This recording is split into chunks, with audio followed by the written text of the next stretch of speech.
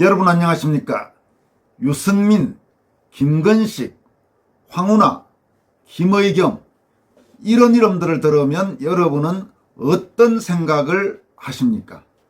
아마 이 방송을 보고 계시는 친대한민국 자유우파 또는 보수우파 성향 국민의 상당수, 어쩌면 대부분은 이런 이름들을 들으면 아주 기분이 안 좋을 겁니다. 그리고 분노가 치밀어 오르기도 할 겁니다. 현재 정치권에 여야 할 것 없이 여러 문제가 있는 정치인들 중에도 특히 문제가 심각한 그런 사람들이라고 할 수 있는 유형의 정치인들입니다.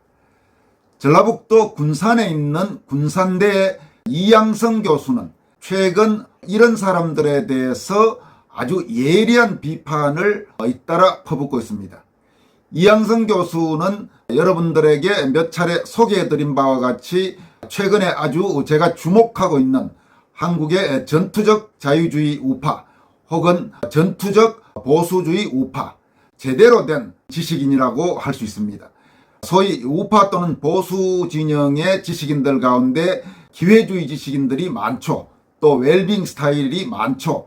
그저 출세하기 위해서 눈알만 굴리고 있는 사람들도 많은 것이 현실입니다. 그런 사람들과 아주 대조적으로 문제가 되고 있는 사람들 또는 문제가 되고 있는 집단들, 예를 든다면 최근에 MBC나 한겨레 이런 좌파 언론에 대해서도 마찬가지입니다만은 아주 날카롭게 그리고 속이 시원할 정도의 지적을 잇따라 하고 있는 지식인이 바로 이양성 군산대 교수입니다. 최근 이양성 교수가 이런 문제가 있는 친구들, 즉 유승민, 김건식, 김의겸, 황운하 이런 사람들에 대해서 질타한 내용들을 한번 모아서 소개해드리도록 하겠습니다. 아마 들어보시면 아주 속이 시원한 내용이 많을 겁니다.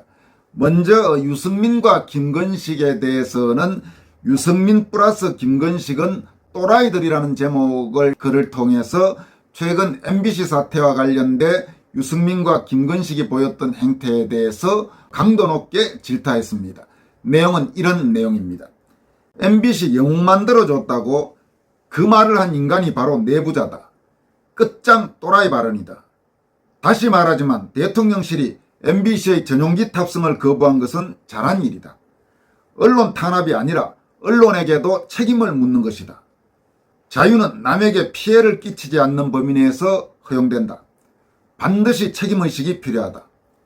MBC는 그 책임의식이 없다. 이 와중에 유승민은 또 내부 총질을 했다. 그리고 또라이 소리를 했다. 순방 전용기에 MBC 탑승을 거부한 것은 자유라는 헌법 가치를 대통령 스스로 훼손하는 결정 아닌가라고 대통령을 비난했다. 유승민은 권력에 대한 검은 충동으로 미친 것 같다. 자유? 좋은 말이지. 유승민이 진정 자유라는 가치를 생각해서 그와 같은 말을 하는 것이 아니다. 그런 사람이 대한민국의 자유민주주의를 지키려는 노력이 없을 리 없다. 유승민은 MBC와 자신의 이해관계가 같은 방향이라고 생각하고 있다. 그래서 그와 같은 주장을 하는 것이다. 그럼 MBC가 자막 조작하고 화면 조작했을 때 유승민은 그런 MBC 저질 반칙들을 나 몰라라 했다. 전주 출신 김건식도 또라이 소리를 했다. 불편하고 기분 나쁘고 화가 나도 MBC까지 끌어안고 포용하고 그래서 인심을 얻고 MBC를 이기고 정부의 지지를 올리게 되는 것이라고 엉터리 주장을 폈다. 그럼 김건식에 대해 묻자. MBC가 김건식 사생활을 스토킹해 없는 사실을 만들고 자막을 조작하고 화면을 조작해서 망신을 줘도 김건식이 불편하고 기분 나쁘고 화가 나도 MBC까지 끌어안고 포용하고 그런 소리를 할 수 있을까? 화해하란 말은 실은 교란술에 가깝다. 그런 말은 누구나 할 수 있다. MBC에 대해 관용을 베풀라고 주장하는 유승민과 김건식은 하나만 알면서 잘난 체 하는 것이다. MBC의 전용기 탑승을 거부한 건 깡패 전략에 가깝다. MBC가 탑승이 거부되자 한겨레 경향도 덩달아 전용기 탑승을 거부했다. 이로써 편이 나누어졌다. 편이 나누어져서 좋은 것이 아니라 이제 그 언론들은 팩트에 의거해 더 프로페셔널하게 권력을 비판하면 된다. 권력과 언론이 형님 동생 하면서 좋은 게 좋은 거라는 등 누이 좋고 매부 좋던 그런 시대는 종식되어야 한다. 이제 좌파 언론들은 좌파 언론답게 나리석에 정부를 감시하면 되고, 우파 언론들은 우파 언론답게 나리석에 좌파 언론들을 감시하면 된다. 깡패 전략에 의한 부패 방지 메커니즘이다. 그런 과정에서 정부는 좌파 언론과 긴장관계를 유지하고, 좌파 언론은 우파 언론과 긴장관계를 유지하고, 그렇게 서로가 서로를 감시하면서 모두가 법을 지키게 되고 부패가 방지되는 것이다. 그런데 유승민과 김건식은 적당히 언론들과 짜고 치라는 격이다. 참으로 또라이 발언이 아닐 수 없다. 정부는 좌파 언론과 더욱 긴장관계를 유지하라. 이양성 교수는 또 경찰 출신의 현재 더불어민주당 의원인 황운하에 대해서 다음과 같이 비판했습니다. 황운하는 여러분들에게 말씀드렸다시피 경찰대 1기 출신이죠. 그런데 마치 의식 있는 양 젊을 때부터 행세했는데 보니까 아주 형편없어도 저렇게 형편없는 친구가 드물죠. 아마 역대 경찰 출신 정치인 가운데 가장 저질로 평가될 겁니다. 다음에 소개해드릴 김의겸이 언론인 출신 정치인 가운데 최악의 저질로 평가될 수 있는 것과 비슷하다고 할 수 있습니다. 이양성 교수는 황운하에 대해서 마약에다 쥐약 타먹은 소리라는 제목의 글을 통해서 다음과 같이 질타했습니다. 황운하가 국내 마약 적발 실태가 5년 사이에 불과 5배 늘어난 수준이란다. 이게 이제 얼마 전에 황운하가 했던 소리죠. 사람들을 많이 깜짝 놀라게 했던, 그러니까 5년 사이에 마약 적발이 5배나 늘었는데, 그러니까 문재인 정권 시절 말입니다. 근데 그걸 불과 5배 늘었다. 이런, 저게 정말 경찰 출신 맞나 싶은 소리를 해서 많은 국민을 경악시켰죠. 참으로 마약에 쥐약 타먹을 소리가 아닐 수 없다. 쉽게 따져보자. 모든 것은 상대성이 있고, 우가 있으면 좌가 있고, 검찰이 있으면 경찰이 있다. 항상 좋은 것은 없고 항상 나쁜 것도 없다. 하지만 마약은 항상 나쁘다. 그 큰 나라 중국이 망한 것도 마약 때문이었다. 마약은 사람의 정신을 병들게 한다. 그래서 향정신성이다.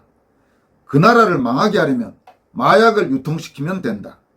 그런 마약 유통을 쉽게 생각하는 왕년의 경찰 황운하 생각도 항상 나쁘다. 그래서 마약 먹은 사람이나 할 수 있는 소리를 마약도 안 먹고 저렇게 천연덕스럽게 할 수 있는 것이다. 더 황당한 소리는 마약 단속 때문에 이태원 사고가 일어났다는 식이다. 마약에 쥐약 타먹은 사람이 하는 소리다. 이태원 사고는 용산서장 이임재와 상황관리 책임자 류미진, 그리고 황운하 같은 인식을 하고 있는 경찰 엘리트들의 도덕적 해이가 직접적인 원인이다. 황운하가 왜 저와 같은 마약에 쥐약 타먹는 소리를 할까? 다음 공천에 자신이 없어서일 것이다. 이제 보라. 민주당은 대폭발하고 그 과정에서 공천 기준을 재정립할 것이다. 그래서 황운하처럼 공직자로서 올바른 처신을 하지 못한 사람들을 걸러내자는 목소리들이 나올 것이다. 민주당 내부 자정작용이 아니고 치열한 사익 추구 결과이다. 민주당 내 황운하 대신 그 지역구에서 공천받고 싶어 눈이 빨개진 사람들이 많다. 황운하는 한동훈 장관보다 내심 자기 편 그 내부 경쟁자들이 더 살뜰리게 싫은 것이다. 그리고 그 내부 경쟁에서 자신이 없다. 그래서 언론의 관심을 유도하기 위해 저렇게 마약에 쥐약 타먹는 소리를 일부러 해대는 것이다. 헛소리는 처벌해야 한다. 마지막으로 살펴볼 내용은 이양성 교수가 김의겸을 비판한 내용입니다. 참고로 이양성 교수는 김의겸을 요즘 김흑겸이라고 지칭합니다. 흑석동 부동산 투기의 그 흑자도 있고 또 흑심할 때 흑자도 있어서 아마 그렇게 김의겸보다는 김흑겸으로 표현하는 것 같습니다. 얼마 전에 주한 EU 대사가 김흑겸을 만난 뒤 정식으로 김흑겸의 발언에 대해서 그게 사실 아니다 이렇게 말했고, 김의겸이가 사과한 적이 있죠. 그 건과 관련해서 다음과 같이 이양성 교수는 지적합니다. 제목은 흑겸이는 파렴치한 파파로치다. 그러면서 김흑겸 사실 왜곡 이렇게 되어 있습니다. 김흑겸은 요상한 취미가 있다. 세상을 자기 보고 싶은 대로 본다는 것이다. 그렇기에 사실도 자기 마음대로 왜곡해 자기 말하고 싶은 대로 말을 한다.